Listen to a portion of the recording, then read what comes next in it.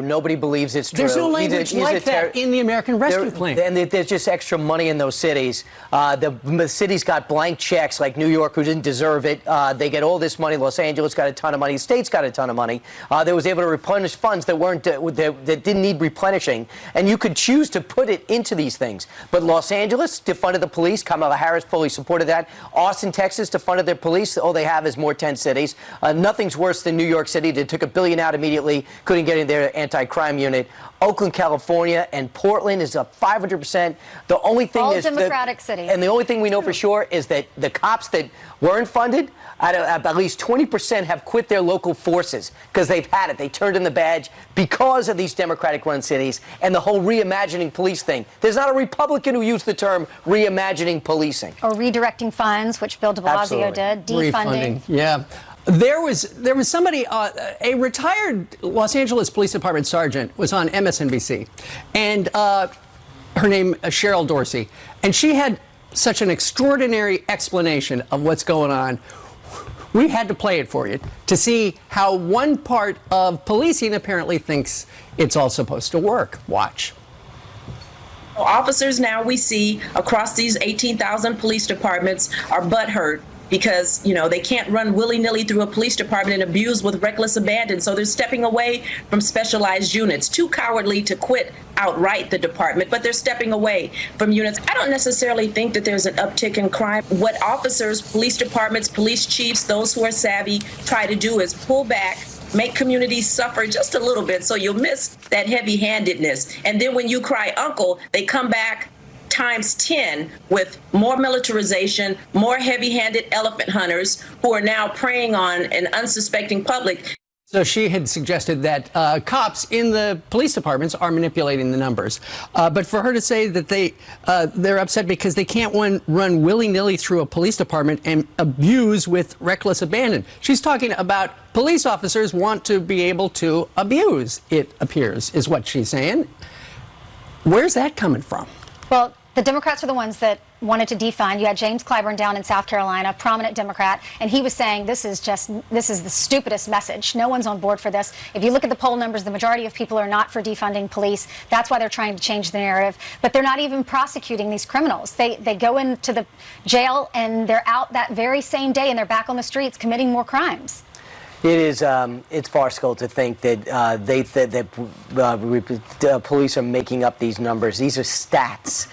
And the police aren't not doing anything. They're told not to do anything by their police chiefs and by their communities who, in many cases, are saying, don't put your hands on them. You can be sued, number one. Number two is you can't use restraints. You're not supposed to chase, in some cities, suspects that get out of your sight. So if they have good foot speed, you can commit a good crime. So if you're a burglar who happens to have a good, good agility and be able to elude an officer who's weighed down with equipment, you're now free. There's not one person that buys that. I thought Cedric Richmond, who's fruitlessly trying to spin. I don't think anyone bought it. It's cause and effect. They said, let's defund the police. That was the cause. The effect is random tourist shot in Times Square. And this is not, as Ainsley was detailing, an isolated incident. Okay, Jillian has some more headlines for us. Hello, Jillian. And in broad daylight is even scarier. Yep, yeah, around 5 o'clock. All right, so let's go ahead and begin your headlines with this. One of the two suspects told NPR, in 2018, we had a board meeting. The town of Surfside said to us that the building was not in bad shape. Former Miami-Dade Fire Chief and Urban Search and Rescue Deputy Coordinator Dave Downey joins us now with the latest. Good morning, Dave. Good morning. Good morning. So when you hear that residents were told and they were reassured back in 2018, what do you think happened? Did someone know something and then was there a cover-up? I wouldn't have any idea. I don't have any of the details of the original report nor, any of the conversations that took place. Let me ask you about the fires. What's causing these small fires underneath the debris? Well, first, to start with the good news, the fires have been suppressed. Over the last 24 hours, we haven't had any sign of even small smoldering fires. But originally, there was some fire. It's tough to guess how that occurred. There's a good chance that as the building was collapsing, there still was power in the building, and a smoldering fire could have ignited. As the winds off the ocean and the airflow changes through the pile, air gets introduced and the fire is allowed to start to grow. So it's mostly ordinary combustibles. It wasn't cars burning or gas lines or flammable liquids. It was just ordinary things burning, a light type of smoke. Are you supporting the fire chief? Are you there on the scene, or have you been? I am. I'm here on the scene, and I've been here on the scene pretty much since the beginning. I certainly am supporting my previous fire department, Miami-Dade Fire Rescue. I understand what the fire chief's going through. I understand the heavy weight he's feeling with this rescue operation. I've lived through this as the fire chief and as a search and rescue specialist, and I'm here to support them on behalf of the state of Florida. We're coordinating all of our state urban search and rescue resources that are here now, working around the clock. And I can tell you, I see them when they're coming off their shift, because we change shifts at 12 noon and 12 a.m. And I saw my guys yesterday at 12 noon. They were just exhausted. And last evening, I saw them as they were getting a meal, and they said, "Chief, we're ready to go. Amazing. We're rested and ready to work." Yes, sir, because So time is of the it's extraordinary essence. what's happening. Yes, sir. What are you seeing down on the ground? Have you heard any voices? No, I haven't heard any voices. We're still doing a very methodical, very deliberate search. Everything is gridded off, and teams are working various areas of what we refer to as the pile. Due to the heat and humidity, there's 6 squads of 6 at any time working, and then they'll rotate off every 45 minutes for about a 30-minute break, and this goes on in a cycle for 12 hours. Wow, y'all are And then at heroes. Thank you so 12 hours, much, we Dave. bring 3 more teams. That's amazing, and I Thank you read for having me. that teams came from as far away as Israel to help with the rescue efforts. Well, God bless you all. Please tell all the men we're big supporters of everything y'all do. Hopefully we'll find some survivors.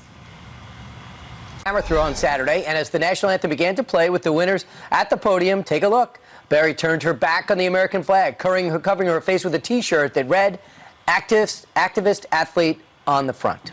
And she's calling it a setup, telling the New York Post, quote, "I feel like it was a setup, and they did it on purpose. They had enough opportunities to play the national anthem before we got up there. It was real disrespectful." Try to get your head around that statement. Jack Brewer trying to do that. We asked him to comment on it, former NFL player, CEO of the Brewer Group. Jack, first off, what do you make of this incident? Disrespectful to play the national anthem? They told her they were going to play it before she got out there? You know what? It's always scheduled to play the national anthem, but it doesn't matter when you're putting on that uniform. Her uniform says America. She's representing America, and the U.S. Olympic Committee needs to do something about this garbage. But what really saddens me is that we have a culture now in our country, and it's growing. A culture of people who disrespect our nation, disrespect our flag, and disrespect our anthem. It shouldn't be allowed. When you look back and think about greats like Jesse Owens, who overcame real racism and overcame all the issues that came along with that, who was a grandson of a slave, who was the son of a sharecropper. He stood on the podium and proudly represented this nation, and she claims to be standing up against racism. Well, I have news for her, that there are a lot that came before her that went through real racism, and the only reason they got through it is because they live in America, where we have a constitution that allows us to go after our freedoms and to become whoever we want to become. And we need to start to educate these athletes. We need to start to educate these youth that are being indoctrinated now in our schools, being indoctrinated by this liberal media, and that are starting to hate this country. We have a massive divide, and it's not because of President Trump, it's not because of conservatives, it's not because of the patriots in America, it's because of this leftist mentality that doesn't appreciate what this country has done for them, allowing them the freedoms to be able to go out and participate in sports like this. As a black woman, so many black women have gone through so much to even be able to get into this situation, and so she's being completely disrespectful for all of those that have died for us, and I'm just sick and tired of seeing it. So she just tweeted this out this morning, and I'll share it with you. Gwen Berry did. "I never said I hated this country. People try to put words in my mouth, but they can't. That's why I speak out. I love my people." All right, that's how she stands. The USA Track and Field statement made this statement. The national anthem was scheduled to play at 5:20. We didn't wait until the athletes were on the podium for the Hammer Throw Awards. The national anthem is played every day, according to a previously published schedule. So the fact is, I'm not worried about the semantics of this or the schedule.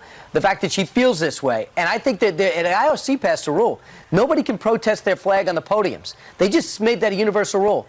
What's going to happen if she places and she does it again on the international stage. Something should happen. They should bar her from competition at this point. When you become a member of a team, you cannot go out and protest against the team that you become a member of. It just makes no sense at all. No matter what sport you're in, whether it's you're in the National Football League, whether you're in baseball, any sport, just the fact that we're having this conversation is ridiculous. And I think I'm glad that the International Olympic Committee did step up and make that rule. But they can't force these athletes to do it once they get on the stage, and they need to do something that has some real repercussions. We're going into a time where our Olympics team is probably one of the strongest we've ever had. We have more world records and more personal records that have been broken over this past Olympic trials than I've ever seen before. And so we have a lot to celebrate in this nation. When you look across, we have so many great minorities that are participating for our nation in breaking records, and we need to continue that. Right. But more importantly, we need to start being better examples to these children. All these kids that are going to be tuning into the Olympics right now. We have a spiritual battle going on right now in this nation where we have forces of evil dividing us with critical race theory and all of these hate messages going out. We need to stop it, and the Olympics is a time for unity, and that's the only thing that it needs to represent in the name of Jesus. I just want to just stop the hyphen period. I just look at my track team as Americans. I look at my field hockey team as a bunch of Americans. That's it. We're so into the hyphen, what your background is, skin color is. I never remember anything like this in my lifetime. Everything is about skin and nationality and gender and identity. Let's just get back to being Americans. That's the way I look at it. That's right. Jack Brewer, thanks so much. Right. Thank you. God bless you. When that starting gun goes off in the Olympics, no athlete cares what color their skin is. I hope before, too. Thanks so much, Jack. Meanwhile, up next, Gwen Berry turning her back on the American flag as she stood on the podium and as the anthem played following the Olympic track and field trials. Berry later responded saying, quote, "I feel like it was a setup and they did it on purpose. They had enough opportunities to play the national anthem before we got up there. It was real disrespectful." Seth Yon represented the U.S. overseas on the soccer field at the 2015 Pan American Games and joins us now. Seth, what is your reaction to this? First word that comes to mind is disgraceful. It's ridiculous for her to even state that she felt like she was set up here on the podium. That's when they played the anthem. And then, Seth, talk about what the anthem means to you. Yeah, I think one of the stories that stand out the most was being in the tunnel with Team USA at Rio in 2016. And I remember looking down at my shoulder where my combat patch was on my uniform when I was injured in Afghanistan 5 years previously, where I was told I'd never walk again or walk with an assistive device. And then looking down on the Team USA crest and at all of these phenomenal athletes that I was surrounded by on my right and left, embracing each other, arms around each other, filled with pride and joy. And then looking in the tunnel and seeing our flag perfectly silhouetted in the Maracana Stadium with 80,000 people singing and dancing and chanting. And that same pride and that same joy permeated throughout the rest of our country. And they felt that too. Sport has such a unique way of uniting folks. And with the social divisions, that's the most significant thing I see nowadays is 5 years later, the social divisions that we have, it pushes people away. So. Well, here's what Gwen Berry tweeted, quote, "Don't set me up and think I won't jump." She's claiming it was a setup because she says she was told the anthem would be played before she took the podium.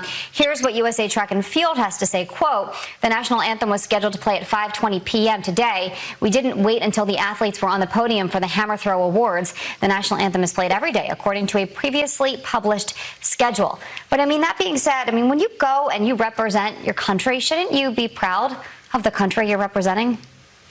Absolutely. And that was one of the moments of my life where I felt most pride. And it's crazy to me. I've been to 98 countries throughout my career and my life. I've lived in 9 of them. I've maintained relationships with people from all demographics, and they contact me to this day just scratching their head when the United States is responsible for 55% of the world's immigration, people that are fleeing actual persecution to find equality and to find freedom.